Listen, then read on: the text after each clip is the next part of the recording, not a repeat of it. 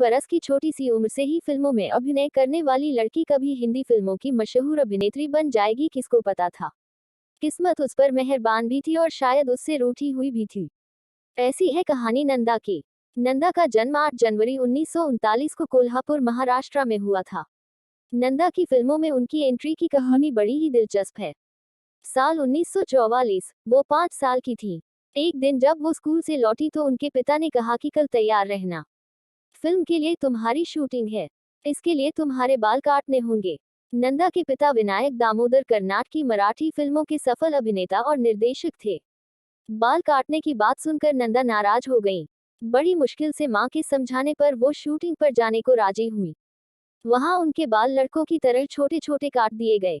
इस फिल्म का नाम था मंदिर। इसके निर्देशक नंदा के पिता दामोदर ही थे। फिल्म पूरी होती इससे पहले ही नंदा के पिता का निधन हो गया। घर की आर्थिक हालत बिगड़ने के चलते नंदा के छोटे कंधों पर जिम्मेदारी का बोझ आ गया। मजबूरी में उन्होंने फिल्मों में अभिनय करने का फैसला लिया। वो रेडियो और स्टेज पर भी काम करने लगी। नन्हे कंधों पर परिवार की जिम्मेदारी उठाए हुए नंदा महज 10 साल की उम्र में ही हीरोइन बन गई। लेकिन हिंदी सिनेमा की नहीं बल्कि मराठी सिनेमा की। दिनकर पाटिल की निर्देशित फिल्म कुलदेवता के लिए नंदा को पूर्व प्रधानमंत्री जवाहरलाल नेहरू ने विशेष पुरस्कार से नवाजा था। नंदा ने कुल 8 गुजराती फिल्मों में काम किया। 1959 में नंदा ने फिल्म छोटी बहन में राजेंद्र कुमार की अंधी बहन का किरदार निभाया था। उनका अभिनय दर्शकों को बहुत पसंद आया। उस दौरान लोगों ने उन्हें सैकड़ों राखियां भेजी थीं। इसी साल राजेंद्र कुमार के साथ उनकी फिल्म धूल का फूल सुपरहिट रही। इस फिल्म ने नंदा को बुलंदियों पर पहुंचा दिया।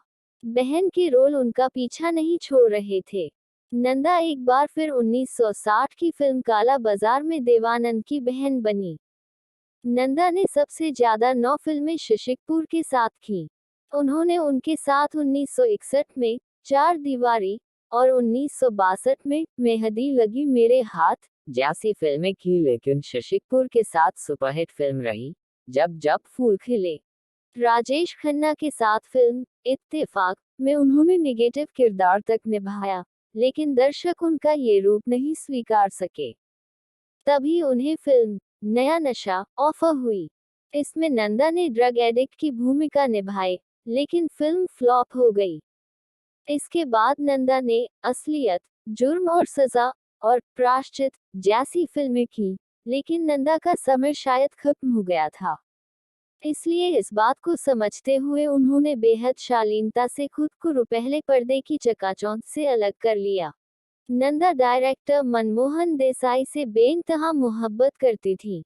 देसाई भी उन्हें चाहते थे, लेकिन बेहद शर्मीली नंदा ने उन्हें कभी अपने प्यार का इजहार करने का मौका ही नहीं दिया और मनमोहन देसाई ने शादी कर ली।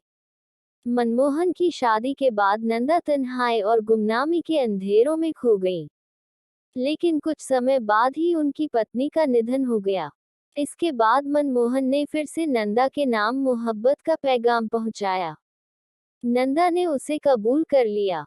उस दौरान नंदा 52 साल की हो चुकी थी। 1992 में 53 साल की नंदा ने उनसे सगाई कर ली।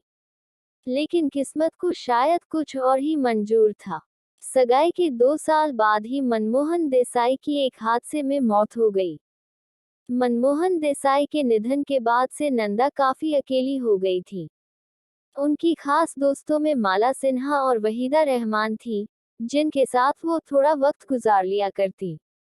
नंदा की आखिरी फिल्म थी प्रेम रोग। इसमें उन्होंने पद्मिनी कोल्हापुरी की मां का किरदार निभाया था।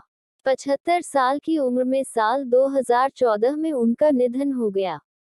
लेकिन सिने प्रेमी उन्हें आज भी याद करते हैं।